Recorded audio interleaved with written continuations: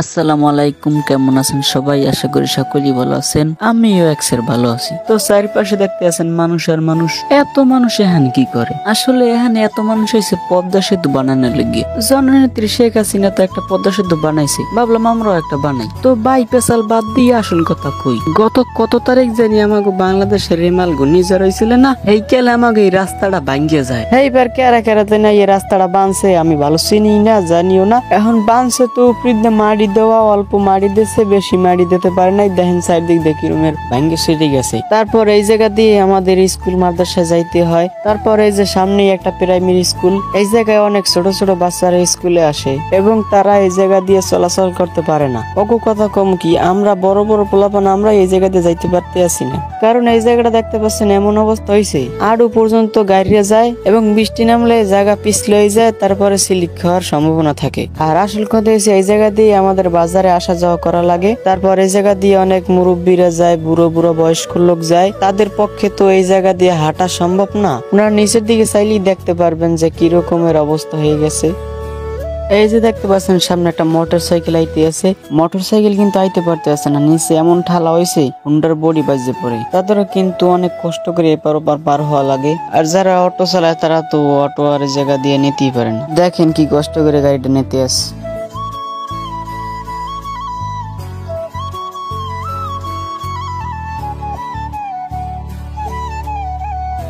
জনগণের স্বার্থে, সবার স্বার্থে, স্টুডেন্টের স্বার্থে আমরা একটা ডিসিশন নিলাম যে এই জায়গা দিয়ে আমরা একটা সুপারি গাছ দিয়ে আমাদের সামর্থ্য অনুযায়ী একটা হাক্কা দিয়ে দিই।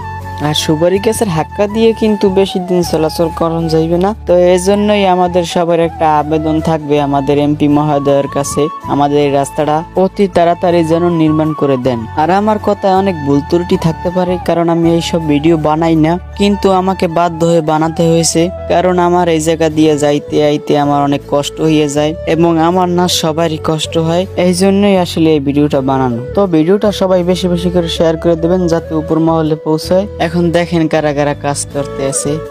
এই যে মাসুম কাকু, ইউপি সদস্যর ছেলে, আমাদের বাইজিৎ কাকু, আবার এই যে রাশিদুল বারবু, আরো অনেক লোকজন আছে। বর্তমানে তো বাংলাদেশের স্টুডেন্টরা সব জায়গায় কাজকর্ম করতে আছে, তো আমরা সবাই স্টুডেন্ট, যদিও বুড়ো বুড়া মানুষ। এই যে দেখতে পাচ্ছেন আমাদের বড় একজন স্টুডেন্ট হেলাল কাকু, এক সময় তো আসলে এই কইতে আছে যে পরে পরে আগে কাম করলি। এই যে দাদা কিন্তু এই বর্ষে আমাকে লাগে কাজ কর। এই যে মুরব্বী চাচায় হে কিন্তু এই সুপারি গাছগুলো দেশে, তার কাছ থেকে আমরা সুপারি গাছগুলো আনছি। সেও কিন্তু আমাদের সাথে অনেক কাজ করতে আছে। এখানে সবাই কিন্তু কাম করতে আছে। এখন কইবি না তুই করো না কি লিগে, তুই মোবাইল নিয়ে টান করো কি লিগে? কেডা কইছে আমি কাম করি নাই? দেখছেন একটু ধরে থুই দিয়েছি, এটা ভিডিও করে লাইলাম, পরবর্তীতে কম যে আমিও কাম করছি, এটা ফুটেজ রেখে দিলাম প্রমাণ হিসেবে।